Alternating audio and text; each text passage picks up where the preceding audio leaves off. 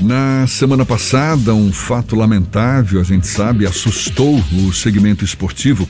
O caso do ônibus do Sport Clube Bahia, em que estavam jogadores do elenco e que foi atacado quando estava ali já próximo à Arena Fonte Nova, onde seria realizada e acabou sendo realizada, claro, a partida do Bahia contra o Sampaio Corrêa pela Copa do Nordeste. Bombas caseiras foram utilizadas, o que acabou ferindo alguns jogadores, com um pouco mais de gravidade, inclusive o goleiro Danilo Fernandes, que quase perde a visão de um dos olhos. E essas lesões causadas após o atentado, elas podem ser consideradas acidente de trabalho?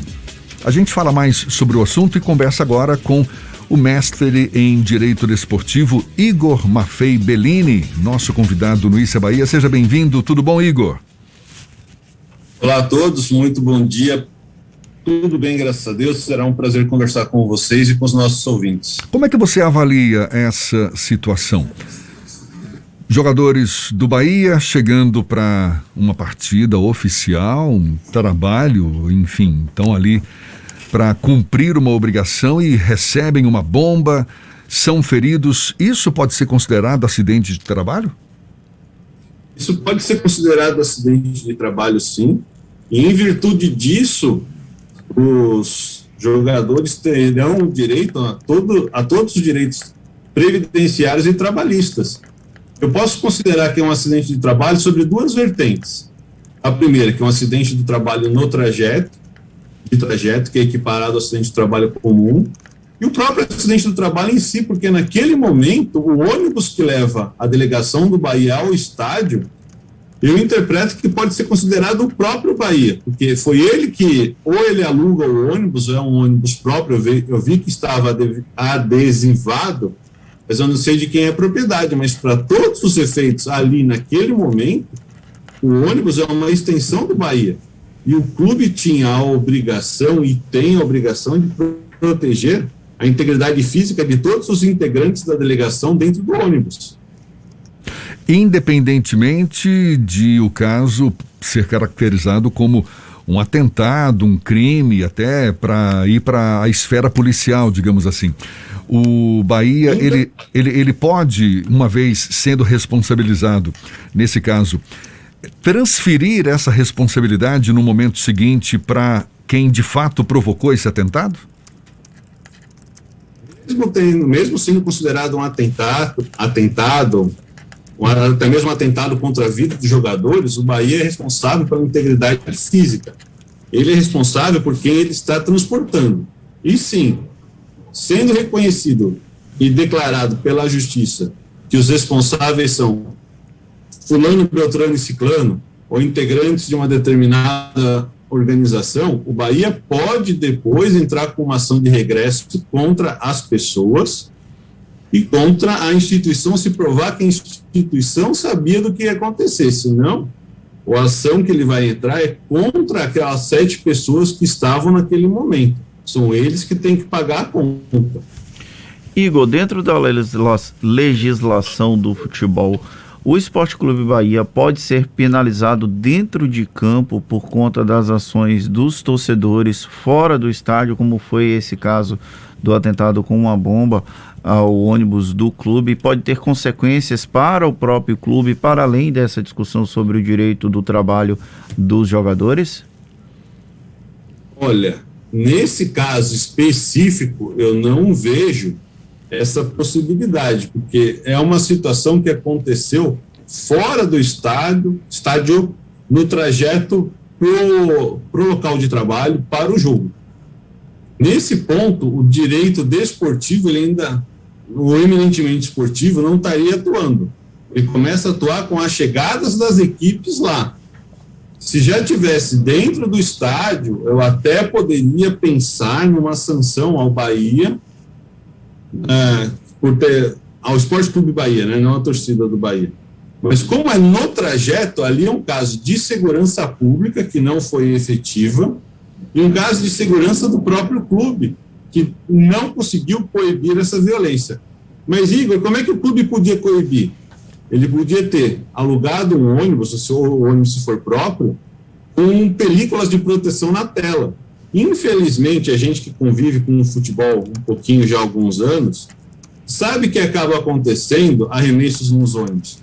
O arremesso que eu falo não precisa ser de uma bomba, como foi o caso do Bahia, pode ser uma lata de cerveja, pode ser uma pedra. Então é um risco que toda instituição que vai para jogo sabe que existe. Infelizmente, a realidade é que aconteça isso. Infelizmente, acaba acontecendo na maioria das vezes pela torcida rival. Tanto é que você tem uma escolta de policiais que é para abrir espaço para que o ônibus consiga chegar com maior segurança, mas ainda assim não impede. E se eu posso receber latinhas que podem acabar quebrando o vidro por um motivo A, B ou C, por que não pedir um ônibus com película de blindagem para impedir bombas? Agora a gente sabe que a violência extrapolou o nível da latinha. Se extrapolou, os times também têm que mudar a concepção e a percepção de realidade deles. Além do episódio do Bahia, teve um episódio também envolvendo o ônibus do Grêmio ou do Internacional, salvo me engano, me parece que foi do Grêmio.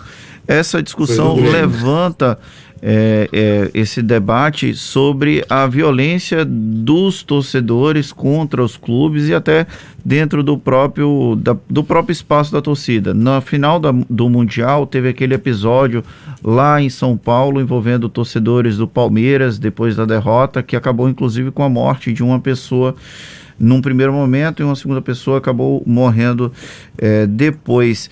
E esse debate sempre acaba levando aquela discussão sobre a existência das torcidas organizadas aqui no Brasil.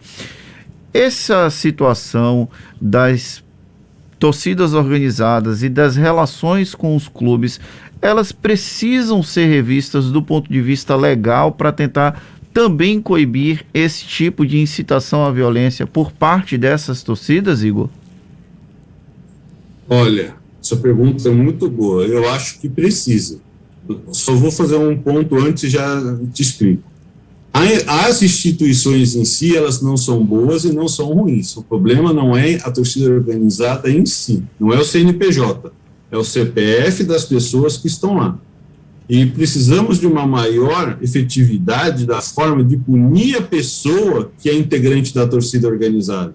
É muito comum que, infelizmente, que as pessoas vestidas com as torcidas, com as camisas das torcidas, com as jaquetas da torcida, cometam atos de violência, crentes que serão impunes porque estão no meio de uma multidão. O policiamento, os serviços de inteligência da polícia necessitam identificar aquela pessoa em específico e puni-la. E, completando com a tua resposta, sim, há necessidade de mudar a relação clube-torcida organizada. Essa é uma relação que, na maioria dos clubes, a gente não conhece todos, né? E aqueles que a gente conhece, alguns são exceções. Há uma relação extremamente próxima, organizada a clube. Se em algum momento isso te ajuda, em alguns momentos isso atrapalha. A torcida, a instituição torcida organizada se sente no direito de pressionar, de cobrar, além daquilo que é o seu papel, que é estar na arquibancada, no máximo, um protesto pacífico na frente da saída do clube. Ser uma torcida organizada, ser parte de uma torcida organizada, não é um salvo-conduto para ninguém ir pressionar jogadores que estão no mercado quando o time está mal. Porque quando o time está mal, a pessoa não pode ir no mercado, não pode ir na padaria.